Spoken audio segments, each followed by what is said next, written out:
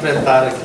O Elson Santos, membro do Grupo Espírita, Fraternidade Espírita Irmã Sheila, de Belo Horizonte, e hoje vai trazer o tema para nós: superioridade da natureza de Jesus, os milagres do Evangelho na visão espírita.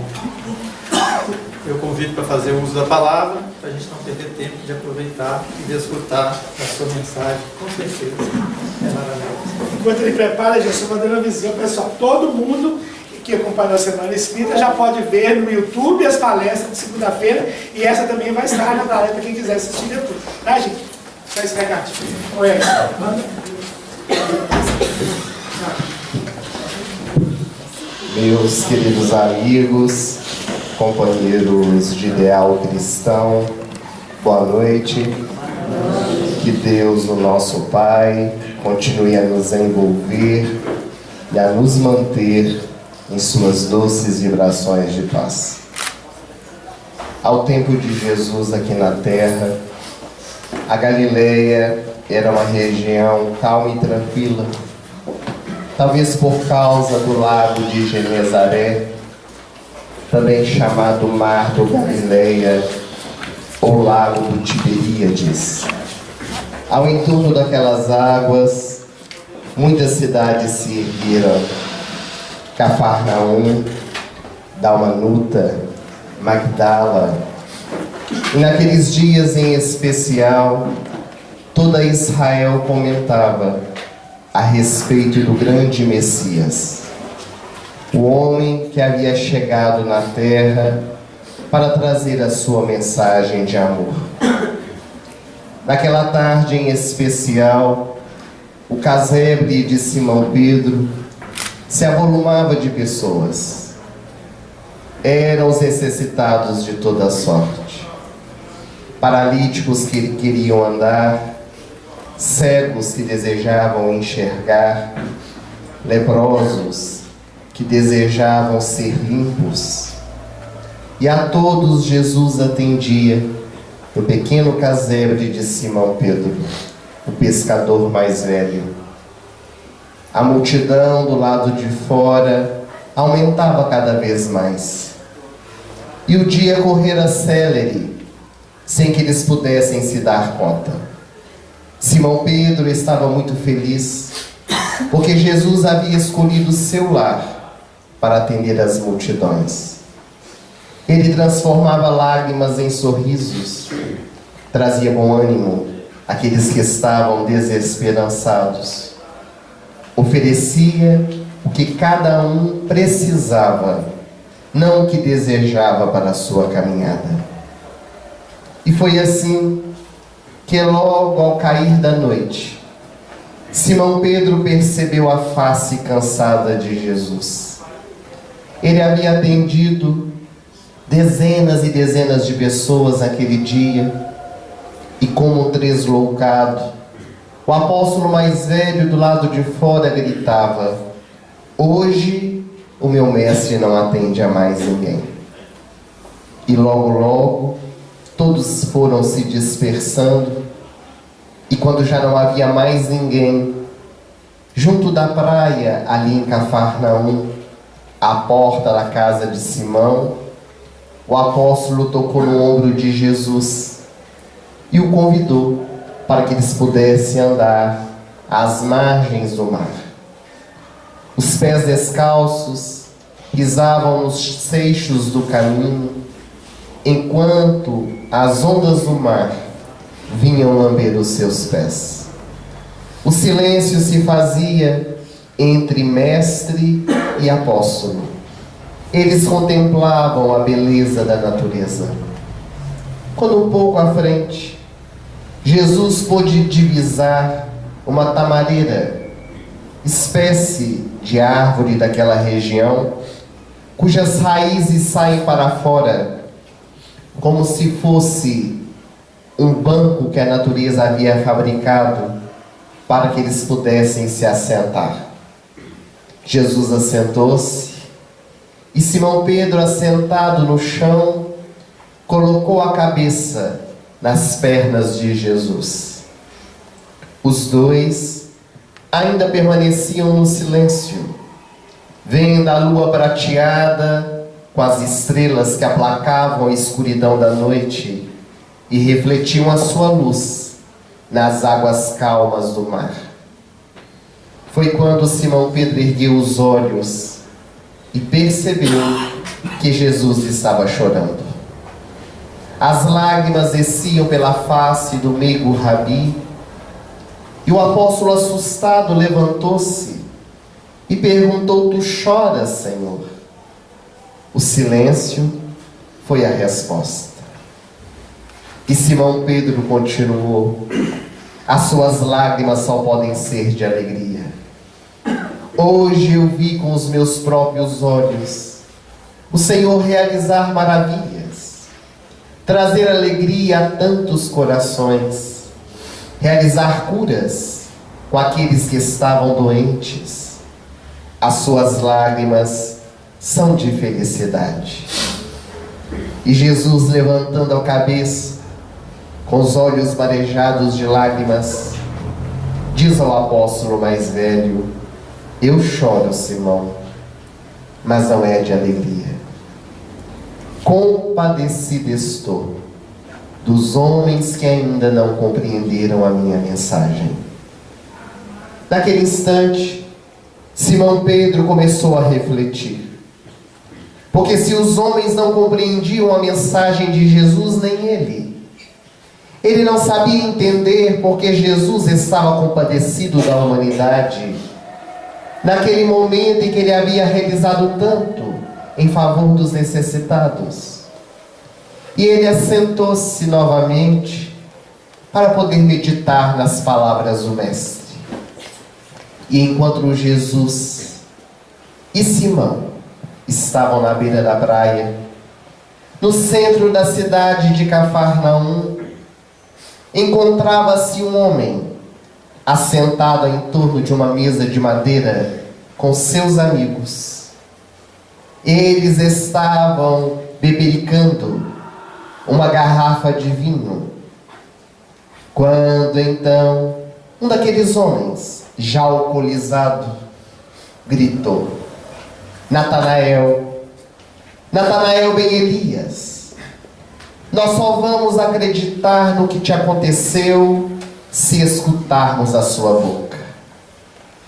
E Natanael, cambaleando, porque também estava alcoolizado, ele subiu em cima do banco, como se ele fosse o seu palco, e ele começou a contar: Todos vocês aqui nessa cidade me conhecem.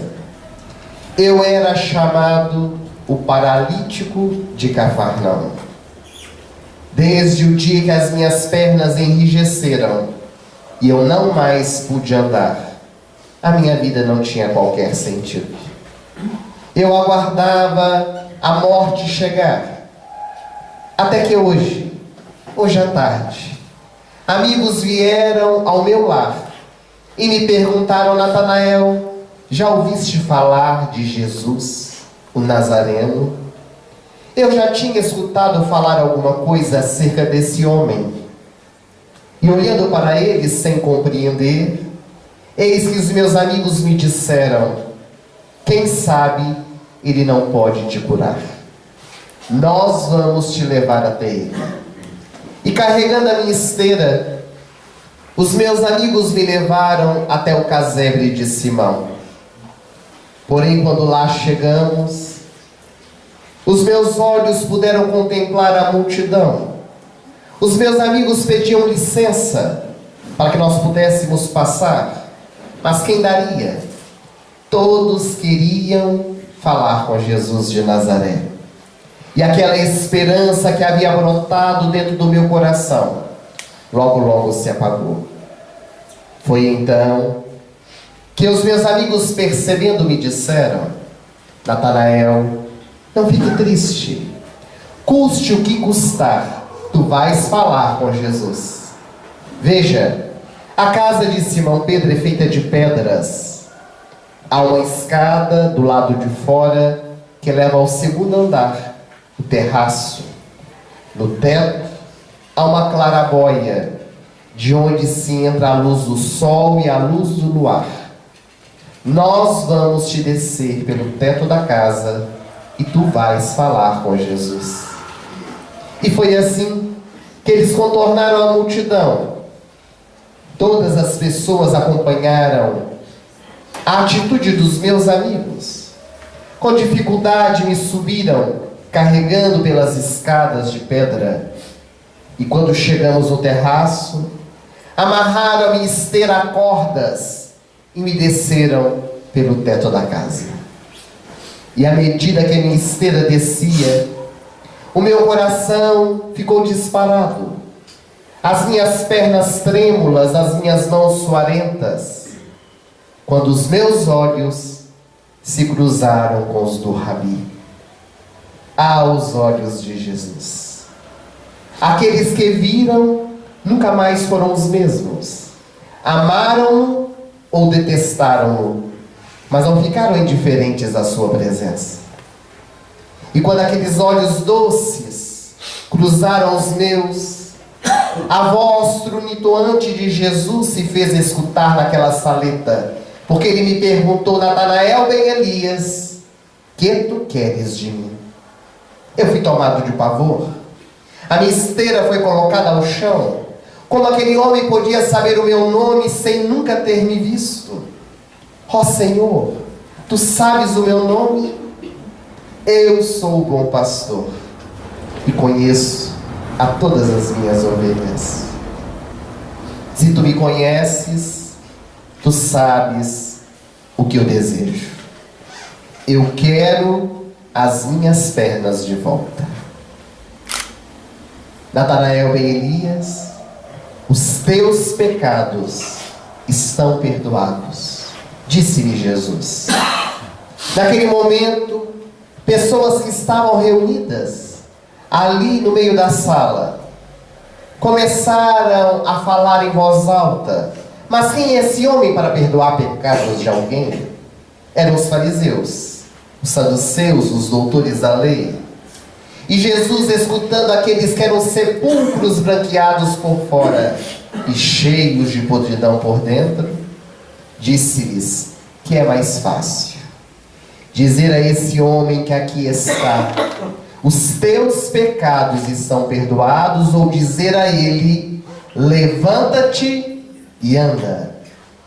E como se uma catapulta fosse colocada em minhas costas, eu me soergui do chão. As minhas pernas enrijecidas se esticaram e eu voltei a andar como uma criança que aprende a dar os primeiros passos. A minha vontade era de ajoelhar-me aos pés de Jesus para poder agradecê-lo, mas eu não tive tempo, porque ele me olhou: agora, Natanael, pega a sua cama, coloca sobre as suas costas e volta para a tua casa. E é assim, meus amigos, que eu aqui estou, bemorando com vocês. A vida é muito curta. Ontem estava paralítico, hoje eu estou andando. E amanhã, o que será de mim? E quase caindo do banco, Natanael assentou-se, tomou mais um gole de vinho a gargalhadas. Ali era um bordel. Ele estava envolto pelo álcool, com mulheres seminuas na oferta máxima do prazer. E enquanto Natanael ben Elias estava no bordel, Jesus na praia com Simão Pedro. Foi quando o apóstolo novamente interrompeu o silêncio que havia entre eles. Levantou-se e disse: Senhor, se os homens não compreendem a sua mensagem, nem eu, explica-me por que as tuas lágrimas não são de felicidade. E Jesus, olhando para ele, lhe disse: porque a felicidade, Simão, não é deste mundo. Os homens estão buscando a felicidade passageira, a felicidade fugaz. Eu te digo que neste exato momento, Natanael ben Elias, o paralítico que eu curei, encontra-se no bordel. Eu curei a paralisia dele que estava por fora. mas ele continua com a paralisia de dentro, a paralisia da alma, buscando para a sua vida doenças piores do que aquela que ele possuía. Simão Pedro, emocionado, deixou que as lágrimas caíssem pela sua face e, assentando-se junto de Jesus, foi orar em favor da humanidade sofredora, para que pudéssemos um dia compreender a mensagem grandiosa de Jesus, que nos convida a encontrarmos a nossa cura real. Nós iniciamos as reflexões essa noite com a história do paralítico de Cafarnaum, Natanael ben Elias. Porque de Natanael todos nós temos um pouco. Todos nós que passamos por aflições, por dores, que se manifestam na nossa vida por meio de enfermidades. Queremos, como ele, nos ver livres da doença. E queremos que um milagre aconteça. Que do céu desçam os benfeitores espirituais, para poder nos fazer andar, para nos fazer enxergar, para nos trazer alento para as nossas aflições. Mas tão logo recebemos as bênçãos daquilo que desejamos, vamos em busca de coisas piores com as nossas atitudes. O notável cientista, também filósofo e escritor Charles Richer, que foi considerado um dos pais da metapsíquica humana, também da fisiologia, ele chegou a afirmar que tudo em que uma época é tido como inverdade, em outra época é perfeitamente aceitável como verdadeiro. E que durante o largo percurso da história da humanidade, tudo aquilo que os homens não compreenderam, não souberam explicar, chamaram de sobrenatural, chamaram de milagres. Mas com o advento da doutrina espírita, essa doutrina que nos orienta, que nos consola e que nos instrui, e que quebra paradigmas, modifica a forma com que nós compreendemos a vida, porque alarga o Evangelho de Jesus, retirando o espírito da letra. Eis que a mensagem do Mestre se mostra para nós como um roteiro luminífero, para que nós possamos encontrar a nossa iluminação interior. E Allan Kardec, o nosso codificador, especialmente na quinta obra da codificação, o livro A Gênese, que neste ano completa 150 anos de lançamento, já que foi lançado em janeiro de 1868, dentre tantos assuntos abordados na obra, o capítulo 15 vai tratar acerca dos milagres de Jesus, trazendo-nos sob uma ótica espírita os acontecimentos que se deram no Evangelho e que nós intitulamos na humanidade como sendo milagres. Porque em verdade a palavra milagre, do ponto de vista espírita, não existe. Porque nós não podemos supor que o governador espiritual do nosso planeta, Jesus, tenha vindo à Terra para nos trazer as leis divinas, e ele mesmo iria derrogar essas leis. Tudo o que ele fez, há uma explicação. E Jesus foi além, porque ele nos disse: vós sois deuses, poderei fazer tudo o que eu faço e muito mais. Jesus quer nos dizer no seu Evangelho que nós somos capazes também de realizar o que ele fez. Basta nós despertarmos o nosso coração, as potencialidades, desenvolvermos as qualidades e virtudes, deixando de lado os nossos vícios e as nossas imperfeições. Nessa noite, na Semana Espírita de Alvinópolis, quando nós somos convidados a refletir sobre os milagres do Evangelho na visão espírita, nós gostaríamos de entretecer alguns comentários em torno de alguns fatos da vida de Jesus, para que nós possamos ter uma parca visão do que a doutrina espírita nos esclarece. Obviamente, convidando a todos para que possam ler a obra, porque seria impossível em uma palestra nós discorrermos sobre tudo aquilo que os benfeitores espirituais nos trazem no referido capítulo 15 do livro A Gênese. Quando nós começamos a ler as páginas do Evangelho de Jesus, nós vamos perceber que fenômenos ocorreram desde a época do seu nascimento. Quando Jesus nasceu na cidade de Belém, numa estribaria no meio de animais domésticos, narra-nos os evangelistas que o anjo Gabriel, que foi o anjo responsável pela vinda de Jesus aqui na terra, preparando Maria, preparando José, para que no seio doméstico Jesus pudesse nascer, eis que em um sonho aparece a José, numa daquelas noites frias de Belém, para dizer a ele que precisava fugir. Ele precisava sair de Israel, porque estava para acontecer algo inusitado. Eles precisavam ir para as terras distantes, as terras do Egito. E José, ainda pela madrugada, ele acorda a sua esposa Maria, que toma em seus braços o pequenino Yeshua, e em cima de um jumentinho, eles vão viajar desertos para chegar ao Egito.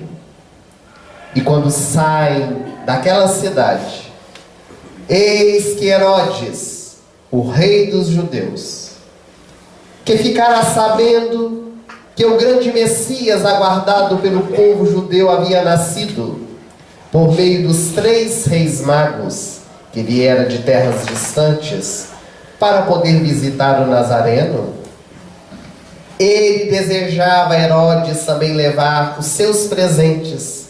Era desculpa para saber onde estava aquele que já diziam ser o rei dos judeus. Mas como os 3 reis magos não retornaram para lhe dar a notícia de onde estava o pequenino, tomado de fúria, o rei mandou matar todos os varões com menos de 3 anos de idade. E quando nós lemos essa passagem do Evangelho, muitos dizem, foi um milagre. O milagre do anjo Gabriel, em sonho, ter aparecido a José, pedindo para que ele pudesse ir para o Egito, porque se ali permanecesse, Jesus seria morto. No entanto, a doutrina espírita vai nos esclarecer que em verdade não foi um milagre. É algo muito comum de acontecer na nossa existência. Todos nós, todas as noites, vivenciamos esse fenômeno dos sonhos através do nosso sono. Todos nós, indistintamente, sonhamos. Nem sempre nos recordamos dos sonhos quando acordamos pela manhã. Porque quando nós acordamos de manhã, muitas vezes o cérebro, ele não decodifica as informações vivenciadas pelo espírito durante o sono físico. O sono, dizem os estudiosos, é uma preparação para a morte. Todos os dias nós morremos. Quando nós dormimos, e o nosso espírito se desprende do corpo, porque o espírito não precisa descansar, o corpo sim, é matéria. E o espírito então no mundo espiritual terá algumas vivências que nós chamamos de sonhos.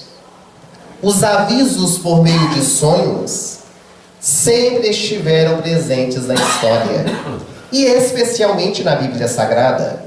Quando nós lemos a Bíblia, nós percebemos quantos profetas, quantos homens e mulheres, por meio de sonhos, foram avisados de acontecimentos que iriam se dar. Talvez o sonho mais conhecido, que ainda hoje se é comentado, foi aquele ocorrido no Egito, com o grande faraó.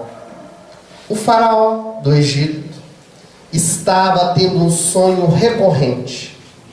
Todas as noites ele sonhava com um imenso campo verde, onde haviam 7 vacas gordas. E logo aquele campo ficava ressequido, e as 7 vacas gordas transformavam-se em 7 vacas magras. Chamou os sacerdotes para que pudessem interpretar o seu sonho. E por mais que eles tentassem, não conseguiam. Porém, no Egito, havia um escravo hebreu que tinha sido vendido pelos seus próprios irmãos, chamado José, que interpretava sonhos. Ele interpretou muitos sonhos de prisioneiros, e logo depois os sonhos aconteceram exatamente da forma que ele interpretou. Já era conhecido na prisão, e agora, eis que o faraó manda chamar o escravo para interpretar o seu sonho. E logo depois que o faraó conta, José sorri e lhe diz: mas este sonho é muito fácil de ser interpretado. O campo verde com as 7 vacas gordas quer dizer 7 anos de glória, 7 anos de poder para o Egito. E o campo ressequido e as 7 vacas magras é a miséria, a dor que vai assolar o Egito. O faraó ficou muito impressionado e disse: não há como evitar esse sonho. Eis então que José, na sua sabedoria, disse: não há como evitar os 7 anos de miséria, mas posso orientar ao Senhor que nestes 7 anos de glória o Senhor guarde os grãos, o Senhor guarde o alimento, para que quando chegar a dor e a miséria possa distribuir para o povo. E o faraó ficou tão encantado com a interpretação do sonho de José, que transformou o governador do Egito. E de fato, aconteceu da forma que ele havia dito. Este sonho do faraó tornou-se tão famoso, que ainda nos dias de hoje, quando nós estamos em período de abastança, de riqueza, nós dizemos que estamos vivendo um período de vacas gordas. Mas quando estamos passando esses dias difíceis como os atuais aqui no Brasil, em que passamos por dificuldades financeiras, dizemos que estamos vivendo um período de vacas magras, por causa do sonho interpretado por José. Uma grande estudiosa do nosso movimento espírita, chamada Terezinha Oliveira, já desencarnada, ela morava no estado de São Paulo. Ela fez um estudo aprofundado sobre os sonhos. E ela vai dizer que existem basicamente 3 tipos de sonhos. O primeiro deles, sonhos fisiológicos. São sonhos que acontecem conosco e que mostram situações, fatos que acontecem com o nosso corpo físico. Exemplo: nós estávamos vivenciando alguns dias de muito frio, pelo menos em Belo Horizonte. Não sei aqui em Uvinópolis e região. Mas muitos de nós, quando nos deitamos, cobrimos com o edredom, com o cobertor bem quentinho, e à noite, virando de um lado, virando para o outro, de repente o cobertor cai ao chão e nós ficamos descobertos. O que acontece? O nosso corpo começa a sentir frio. E nós passamos a ter um sonho que estamos num lugar muito gelado e que estamos sentindo muito frio. Então nós acordamos e vemos que estamos descobertos. É um sonho fisiológico. Um sonho que aconteceu por causa de uma experiência que o nosso corpo estava vivenciando.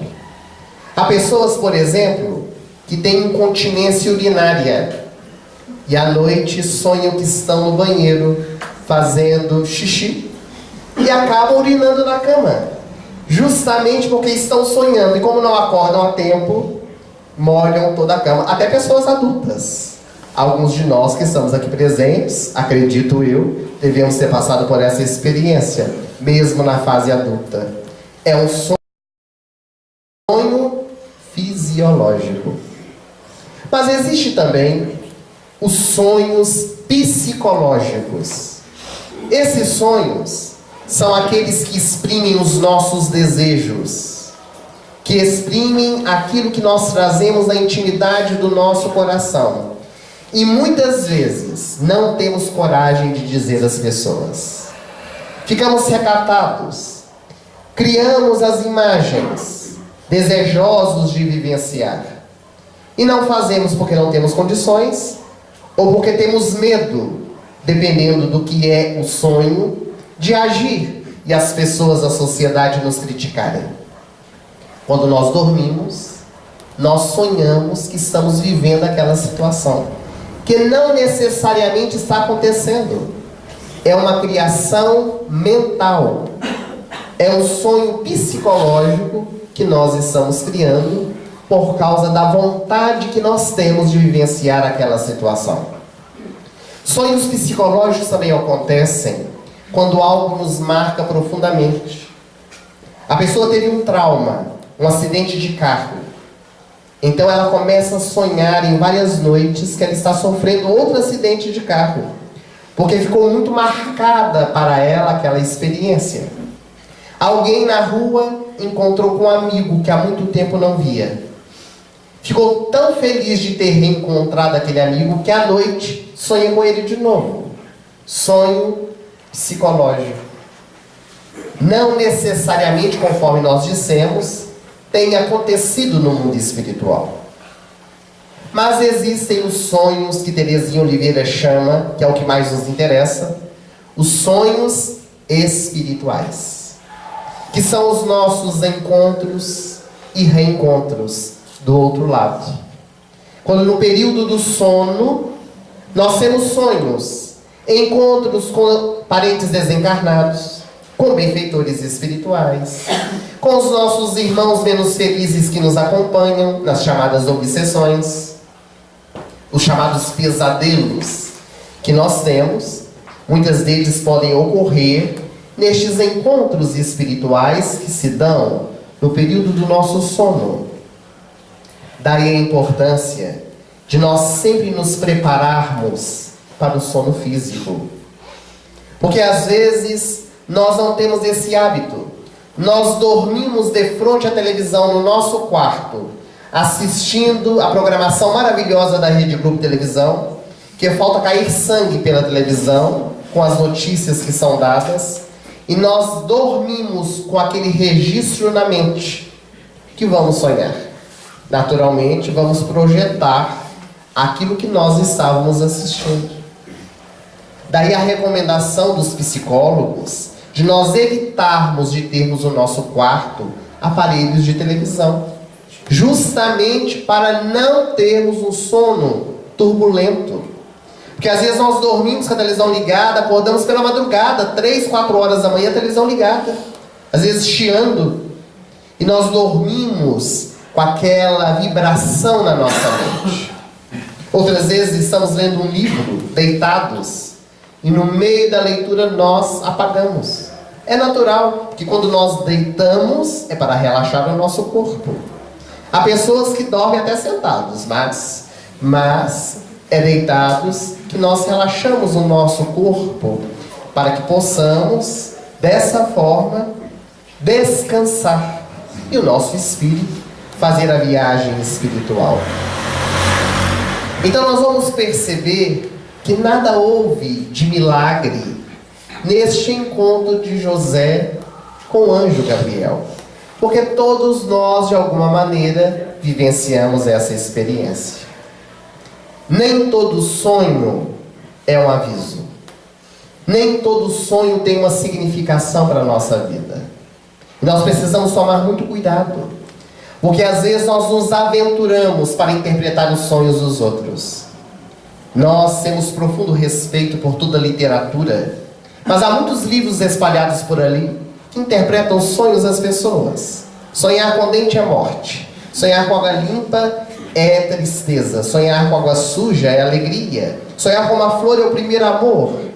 E a pessoa lê o livro de sonho e fica registrada naquilo que foi interpretado como horóscopo. Pessoas que não saem de casa sem ler o horóscopo no jornal.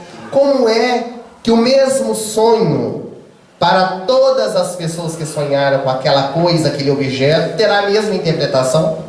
Para cada pessoa tem um significado diferente. Somos nós próprios que vamos conseguir analisar. O psicólogo também ajuda, que como nos acompanha na terapia, sabe da nossa vida, poderá nos ajudar a interpretar.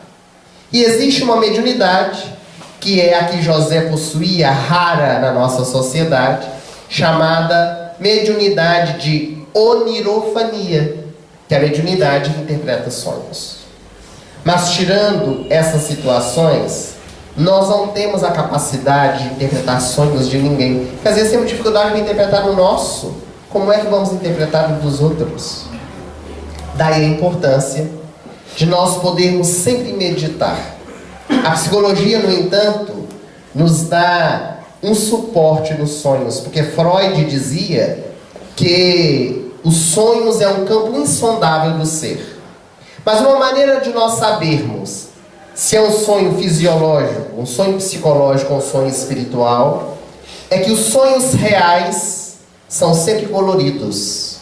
E os sonhos imaginários, criações mentais, são preto e branco. Todas as vezes que nós sonhamos preto e branco, é uma projeção da nossa mente. Se o sonho é colorido, é porque nós estamos vivenciando aquela experiência no mundo espiritual. Para podermos pegar um item do livro A Gênese, que discorre sobre os milagres realizados por Jesus. Mas dentre todas as experiências que Jesus vivenciou aqui na Terra, as que mais chamam a atenção, sem dúvida alguma, são as curas. As curas que Jesus realizou, que totalizam no Evangelho 27, segundo os evangelistas. Mas os benfeitores espirituais vão nos dizer que o número é bem maior, que não foram relatados nas páginas do Novo Testamento, como seria natural. Mas as 27 curas realizadas por Jesus, cada uma delas tem as suas peculiaridades. É interessante, porque Jesus cura pessoas com a mesma enfermidade de maneiras diferentes. Ele não utiliza da mesma metodologia, porque Jesus quer nos mostrar que para cada enfermidade há um tipo de medicamento diferente. E ele não está se referindo à enfermidade física, mas à enfermidade moral. Porque o que Jesus veio trazer para todas essas criaturas que ele curou, não foi a cura do corpo, foi a cura da alma. Em todas as curas de Jesus, quando nós estudamos, nós vamos perceber Jesus dando alento para a enfermidade física, mas dando direcionamento para que o indivíduo pudesse se curar por dentro.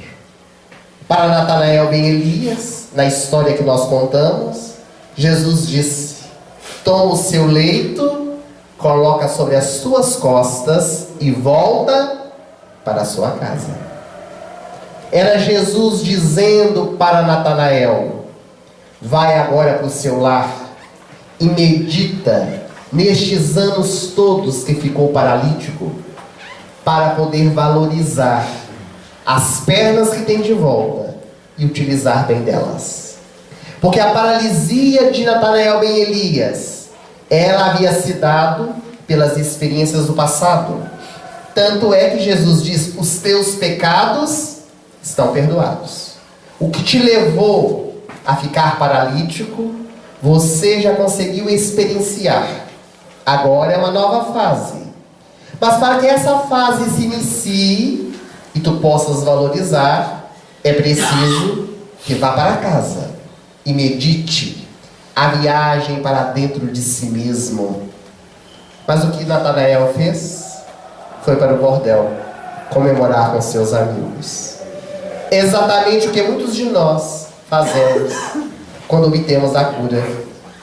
Porque às vezes nós ficamos doentes por um largo período, ficamos acamados, que é uma experiência para a nossa meditação. Toda pessoa que fica acamada, a enfermidade quer lhe trazer uma mensagem. Porque ali, sozinho muitas vezes, tem a condição de meditar. Mas logo depois que a saúde é recuperada, nós nos esquecemos dos dias de amargura e voltamos a ter experiências iguais ou piores daquelas que nós possuíamos. Jesus, quando encontra com um homem que estava obsidiado, porque Jesus percebe a presença espiritual de um ser que o acompanhava, era o surdo-mudo. E Jesus, então, estendendo a mão, disse: espírito imundo, sai dele, eu te ordeno. E com a autoridade moral que Jesus tinha, aquele espírito se afastou daquele ser que estava doente, e ele voltou a falar, a escutar. E Jesus lhe diz: agora vá e não conte nada para ninguém. E o homem saiu contando para todo mundo que ele tinha sido curado. E daí nós entendemos que ele não havia entendido a cura. A cura real, que era aprender a utilizar da fala. Eu tenho certeza que aqui em Alvinópolis e na região todo mundo sabe utilizar muito bem da fala. Não precisa ter esse ensinamento de Jesus. Mas é a proposta do Evangelho, para nós avaliarmos aquilo que nós estamos verbalizando. Porque quando nós falamos algo, não há mais volta. Nós podemos até nos arrepender, podemos pedir perdão, pedir desculpa, mas o que foi falado não tem como voltar atrás. É uma flecha que é enviada e que o indivíduo recebe as vibrações projetadas por aquilo que nós dissemos. Daí a importância de nós aprendermos o valor do silêncio. Mas não é o silêncio de ficar calado, é o silêncio mental. Porque aqui todos nós estamos reunidos nessa noite em silêncio. Espero que não, mas talvez a mente de muitos esteja gritando e falando bem alto. Que horas que esse orador vai parar de falar? E hoje, como é sexta-feira, nós vamos até às 23 horas. Então, a nossa mente grita. Às vezes nós estamos em silêncio, mas estamos falando por dentro. Divaldo Franco, ele conta uma experiência muito curiosa de uma família que o procurou, muito amigos, cuja senhora havia ficado viúva. E com uma semana que o marido dela havia falecido, ela já queria notícias do marido falecido. Porque nós espíritos somos assim, nós somos curiosos. E achamos que os médiums são super médiums, que tem que trazer notícia. Já tem notícia do meu marido? Divaldo disse: não tenho. Eu disse: mas não é possível, não sabe nada. Joana não falou nada. Eu disse: não falou nada, Mirka. E ela continuou insistindo: só se eu for inventar notícia. Porque eu não tenho notícia para poder dizer. Passado mais ou menos uns 20 dias, Joana de Ângeles, a benfeitora espiritual, apareceu para Divaldo, disse: meu filho, hoje à noite, quando você for se preparar para dormir, prepare-se um pouco mais, porque nós vamos precisar de você. Hoje no mundo espiritual, fulano de tal vai acordar. Era o seu amigo, cuja viúva queria notícias. Ele vai acordar e nós gostaríamos que você estivesse presente, porque ele gostava muito de você. Você se predisporia a participar conosco? Divaldo disse: é claro, minha irmã, podem contar comigo. Mas tem uma condição, disse Joana. Qual é?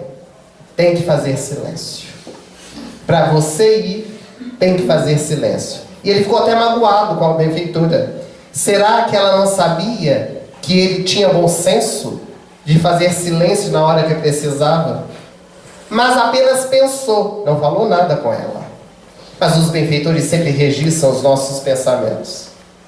À noite, quando ele preparava-se para dormir, ela deu passes nele, desprendeu o espírito e levou para a região espiritual um hospital onde o seu amigo estava internado, dormindo numa maca para ser acordado.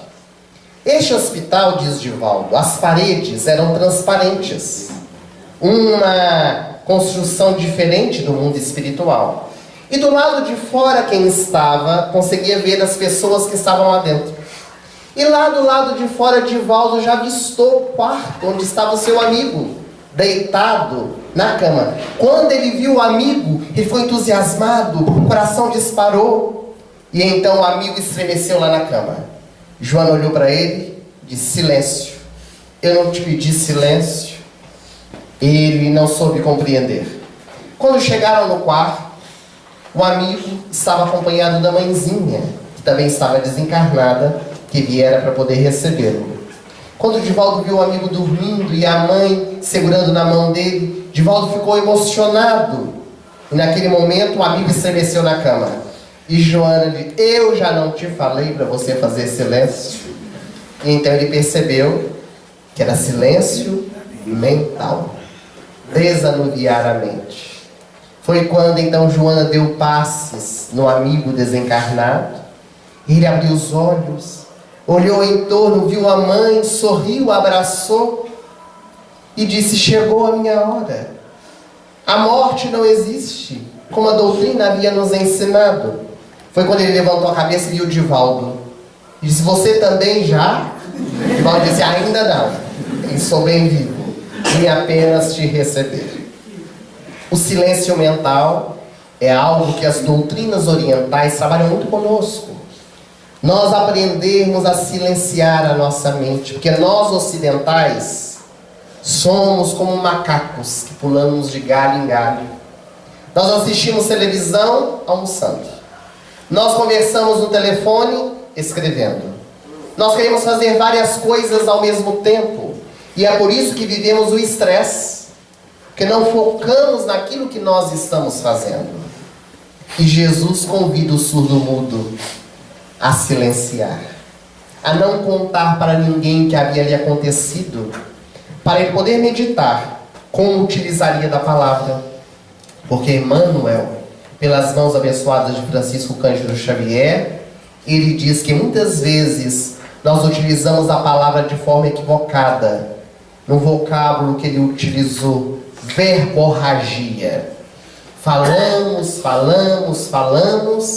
e não damos conta daquilo que nós estamos verbalizando.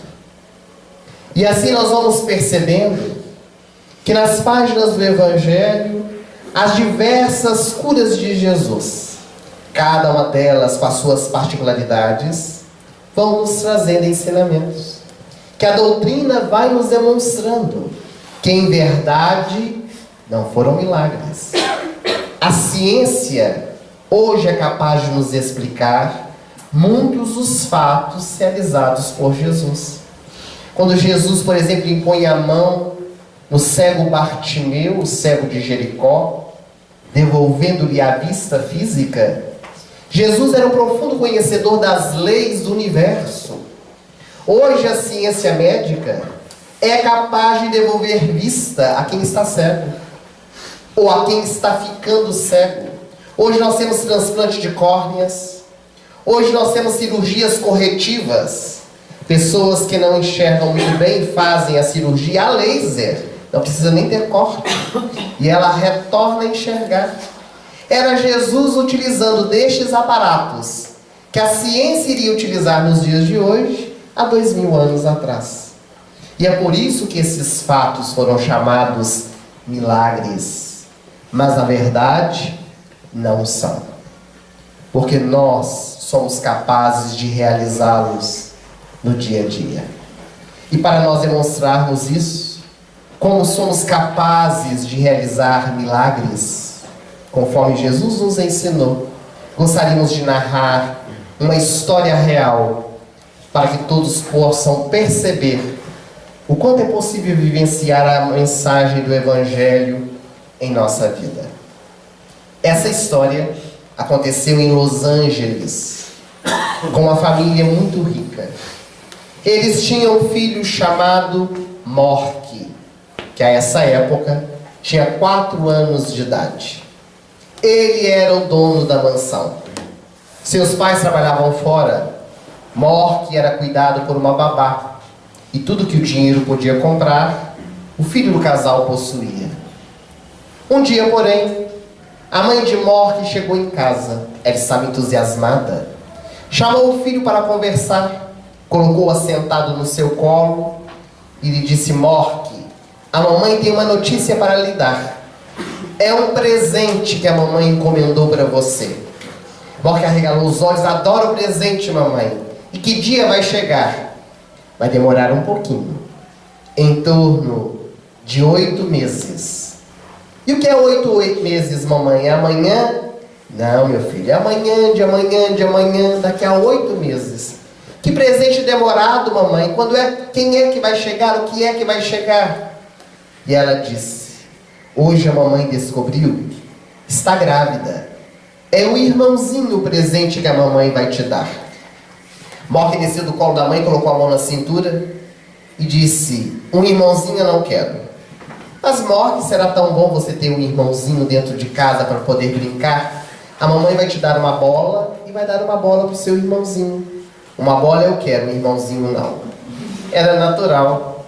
Afinal de contas, durante 4 anos ele viveu sozinho. Agora teria que saber compartilhar. O fato é que a partir daquele dia, todas as vezes que Mork encontrava com a mãe, ele dizia que não queria o irmãozinho. E ela começou a ficar preocupada, porque afinal de contas, ela estava grávida e daí a pouco o próximo filho iria chegar. Ligou para um psicólogo. O psicólogo disse: é natural. Continue conversando com ele que ele vai aceitar, mais cedo ou mais tarde. É o ciúme despontando no seu coração.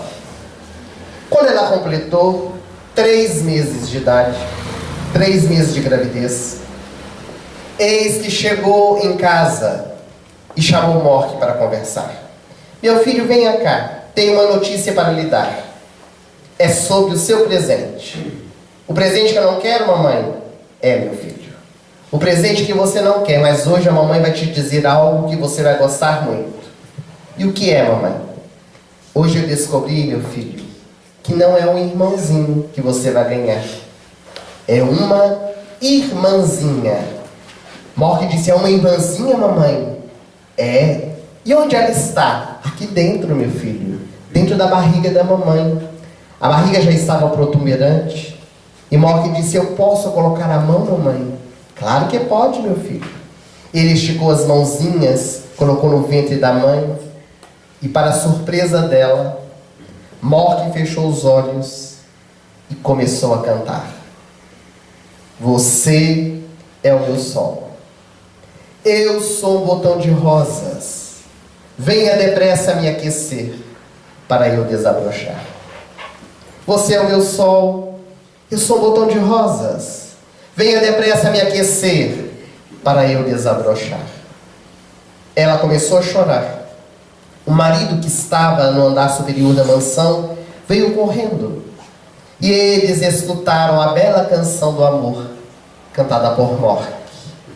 E agora, todas as vezes que o menino encontrava com a mãe, na sala, no corredor, no banheiro, no quarto, na cozinha, ele esticava as mãozinhas, colocava na barriga da mãe e contava a bela canção do amor. E a gravidez foi seguindo tranquila. Quando ela completou 7 meses de gravidez, ela acordou para ir ao banheiro à noite e a bolsa estourou. Um desespero invadiu seu coração. Ela gritou pelo marido. O marido tremia. Ligou para uma ambulância, não tinha condições de dirigir. Rapidamente a ambulância chegou. Ele foi com a esposa médico que aguardava aquela mãe voltar à consciência objetiva da anestesia, segurou a sua mão e lhe disse: não tenho boas notícias. A sua filha nasceu, mas ela não está bem. Está entubada na UTI infantil. Pela minha experiência médica, ela não vai sobreviver. Nós vamos deixar 2 dias em observação. Se não tiver resultado, vamos desligar os aparelhos. Como a senhora sabe, aqui nos Estados Unidos é permitido. Ela começou a chorar. E o médico disse: não chore. A senhora é muito jovem, pode ter outros filhos. Mas ela não queria outros filhos. Ela queria a filha para levar para casa. Um dia depois, ela, a mãe, recebeu alta. E o médico disse: realmente, a sua filha não está melhorando. E amanhã de manhã nós vamos desligar os aparelhos. Se a senhora quiser, venha de manhã para despedir-se dela.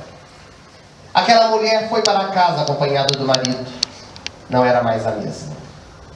Quando abriu a porta da mansão, lá veio o Mork, agora com 5 anos de idade, correndo e gritando: mamãe, mamãe, onde está o meu sol? Ela ajoelhou-se nos pés do filho, chorando.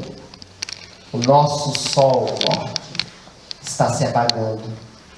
E uma grande nuvem escura vai chegar na nossa casa. Ele não sabia compreender o que a mãe dizia.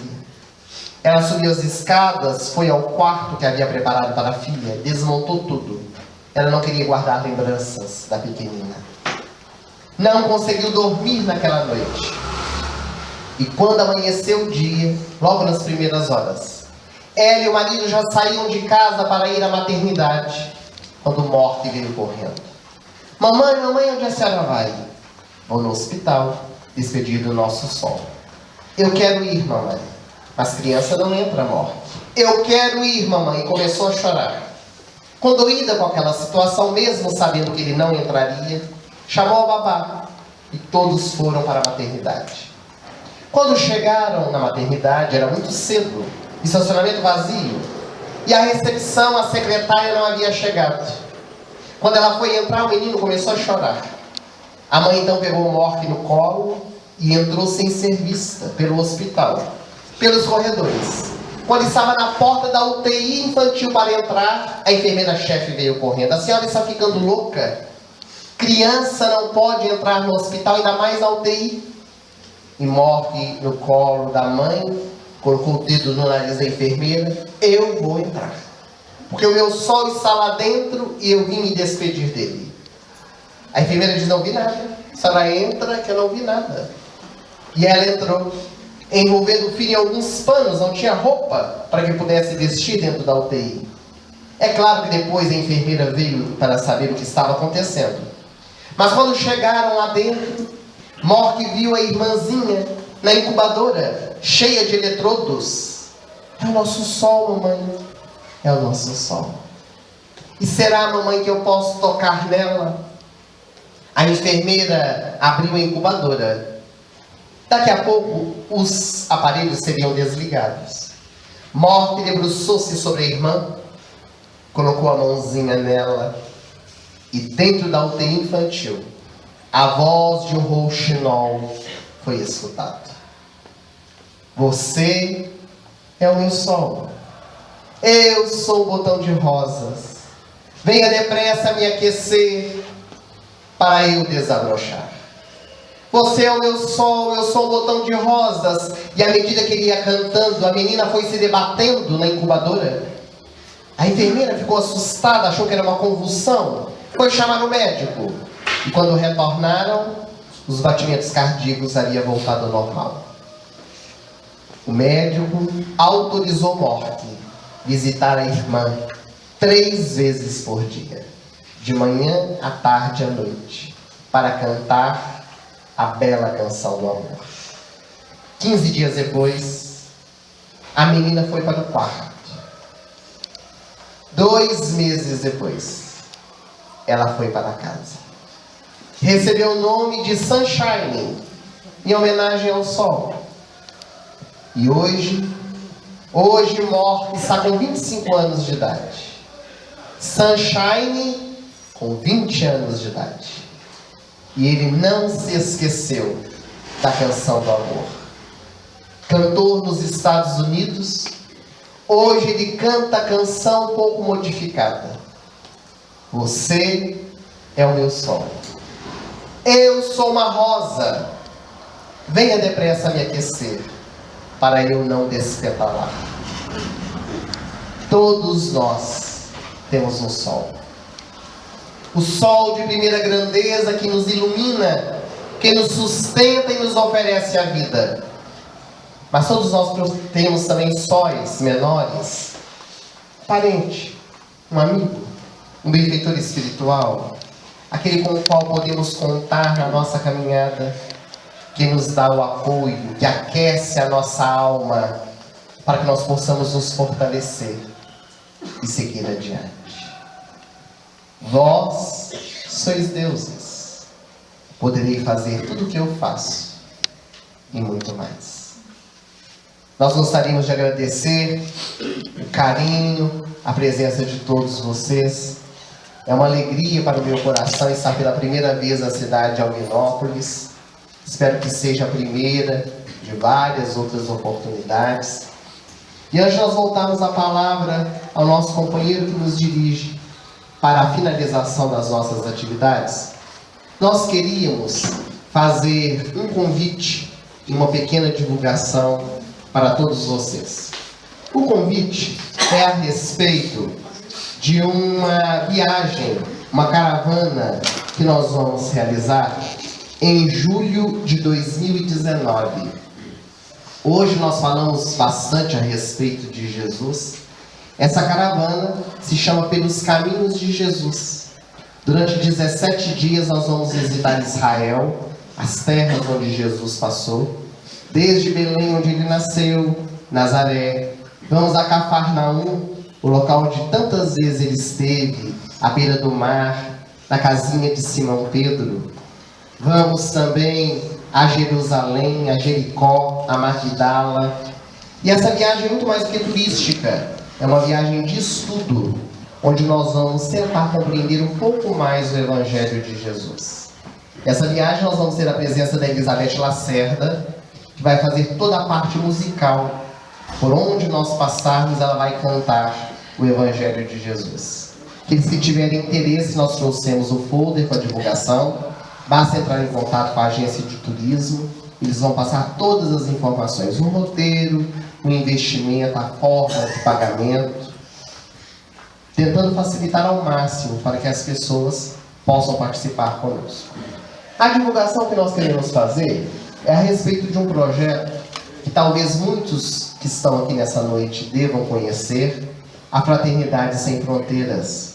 É uma ONG que realiza trabalhos aqui no Brasil e na África. Aqui no Brasil nós temos várias frentes de trabalho, mas a mais conhecida e mais divulgada atualmente tem sido as atividades em Roraima, com os refugiados da Venezuela. Na semana passada, no programa Encontro, da Fátima Bernardes, nós tivemos o nosso coordenador geral, Wagner Moura, que esteve presente no programa para falar um pouco a respeito desse trabalho. Na África, nós atendemos a 3 países, Moçambique, Senegal e Madagascar. Ao total, são 16 mil crianças, em 28 unidades, que a Fraternidade Sem Fronteiras, com auxílio de muitos, tem sustentado com as atividades de educação, de saúde. Em particular, nós somos os coordenadores da Caravana da Educação. Anualmente, nós vamos a Moçambique para realizar um trabalho com os monitores, com as crianças, e as caravanas sempre são abertas a todas as pessoas que desejarem participar. Também quem tiver interesse em conhecer um pouco mais da ONG, nós trouxemos a divulgação, está ali logo na saída, num stand que nós montamos, com diversos trabalhos nossos. Nós temos 26 livros publicados, cuja renda é revertida para instituições de caridade, entre elas a ONG Fraternidade Sem Fronteiras. Livros para adultos, também temos os livros infantis. Nosso último lançamento é um livro infantil, chamado A Beleza na Diferença. Esse livro conta a história de uma girafinha que sofria preconceitos na sua manada, porque ela era albina. E então, por causa da sua diferença, todas as outras girafas menosprezavam-na. E é claro que eu não vou contar o final da história, que vocês vão ler adquirindo o livro. Esse livro ele é bilíngue, sai em 2 línguas, português e xangana, que é um dialeto da África, porque agora no mês de outubro nós vamos visitar Moçambique e vamos levar o livro para distribuirmos gratuitamente para as crianças que fazem parte do projeto. Nosso intuito é levar 1000 livros para distribuirmos para as crianças. E os demais, nós levamos as nossas palestras para serem adquiridos para as pessoas que queiram ajudar o projeto. Nós temos vários livros para adultos, mas queremos falar de 2 deles. Um é o livro Sob a Luz do Evangelho, que tem 100 frases de pensadores da humanidade, onde o espírito Friedstein, ele comenta a respeito dessas frases ditas por Albert Einstein, Nelson Mandela, Madre Teresa, e faz a ligação com o Evangelho de Jesus e com a doutrina espírita. Temos também o livro Provérbios de Luz. Esse livro ele é muito interessante porque ele traz frases que nós falamos no nosso dia a dia. Mentira tem perna curta, filho de peixe, peixinho é, em briga de marido e mulher ninguém mete a colher. E o espírito benfeitor comenta essas frases da sabedoria popular, também fazendo a relação com o Evangelho e com a doutrina espírita. Temos alguns CDs de música, temos várias opções para aqueles que queiram auxiliar de alguma forma a Fraternidade Sem Fronteiras e outras instituições que nós auxiliamos. Nosso muito obrigado mais uma vez pela atenção, pelo carinho de vocês e até uma breve oportunidade, se Deus quiser. Uma boa noite para todos nós.